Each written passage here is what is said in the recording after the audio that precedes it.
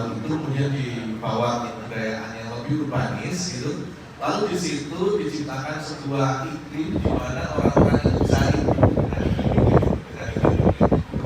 dengan iklim di laut itu, orang-orang itu bisa hidup, dan kerinduan itu kemudian ditata, dimanajemen dengan baik, dikelola dengan baik sehingga menjadi sebuah badan. Dan saya rasa itu sangat mewakili urban di mana setiap komunitas itu harus ada badan, harus ada pergerakan yang jelas, kemudian bagaimana itu kemudian disalurkan dan lain sebagainya, itu sangat terlihat di teman-teman RB.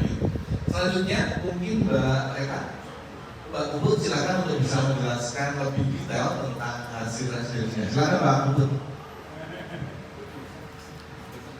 Selamat sore semuanya, saya Puput. Di sini saya sebagai tim riset yang kemarin tersiskan ke Tekelan bersama teman saya.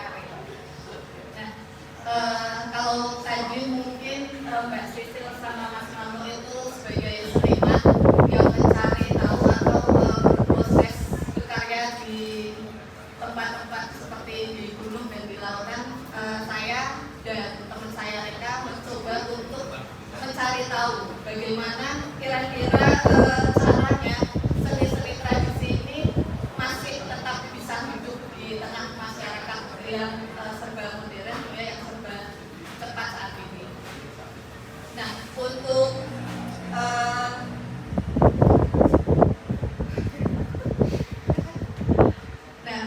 seni tradisi ini kan tidak hanya berfungsi sebagai hiburan saja, sebagai tontonan, kadang fungsinya itu sebagai ritual, sebagai doa komunal juga bagi masyarakat di gunung dan di laut.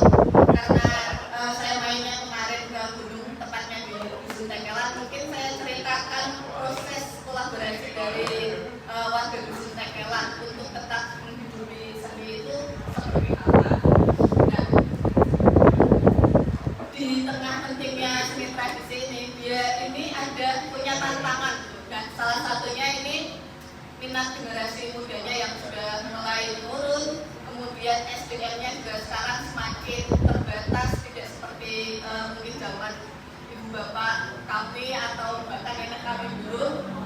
Nah, kemudian seniman tradisi ini menurut saya sangat heroik sekali. Mereka tahu, seniman tradisi ini tahu bagaimana seni tradisi itu tidak menghasilkan secara ekonomi ya. Ketika tadi saya tanya ke teman saya Sisil yang dari seni pertunjukan itu, saya tanya gini tadi, ada masa nggak sih seniman tradisi itu sejahtera, punya uang yang cukup untuk kehidupan mereka? Ternyata nggak ada.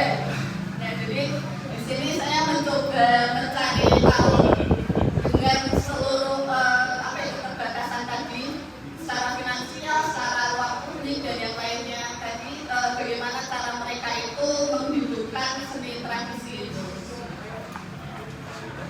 Hasilnya adalah seperti ini.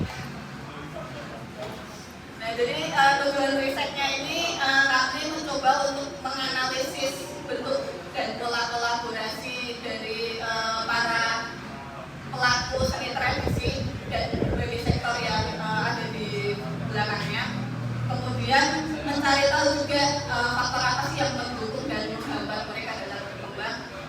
Lalu mencari tahu dampak dari kolaborasi yang mereka lakukan untuk kelangsungan seni tradisi ini seperti apa.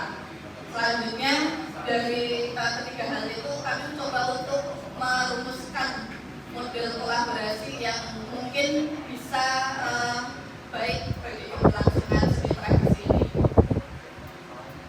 Nah, untuk lokasi yang kami teliti kemarin itu ada di Dusun Tekelan, di mana kalau kita mencari tahu di internet, di Google, di apapun itu AI, ketika kita ketik Dusun Tekelan, itu yang muncul adalah segala sesuatu tentang toleransi, kerukunan antar umat beragama dan semacamnya. Jadi Dusun Tekelan ini punya kurang lebih 700 penduduk di dalamnya, yang mayoritas itu bekerja sebagai petani sayuran, kan. Jadi ada ada brokoli, kemudian kubis, full kayak gitu, dan kebanyakan ketan. Nah, itu adalah background mereka. Jadi mayoritas adalah petani. Kemudian pendapatan mereka selain dari sektor pertanian dan ternak itu ada sektor pariwisata melalui jalur pendakian Gunung Merbabu via Tekelan, yang katanya adalah jalur pendakian yang tertua. Nah, kemudian untuk semangat gotong royong mereka ini tidak perlu diragukan lagi di Dusun Tekelan. Bahkan ada sebuah cerita, katanya untuk membangun vihara di Dusun Tekelan itu untuk menurunkan 5 truk material itu cukup berapa jam? Cukup 3 jam aja itu udah selesai. Jadi kalau teman-teman pernah melihat semut pekerja itu, dan kira-kira seperti itulah penduduk desa Tekelan itu bekerja sama. Jadi kayak kalau kamu berangkat kerja bakti lah kesiangan gitu. Kalau kita di Semarang kan paling kerja bakti ya jam 7 atau enggak setengah 8 gitu, kita baru berangkat udah gitu. Nah kalau di sana kamu berangkat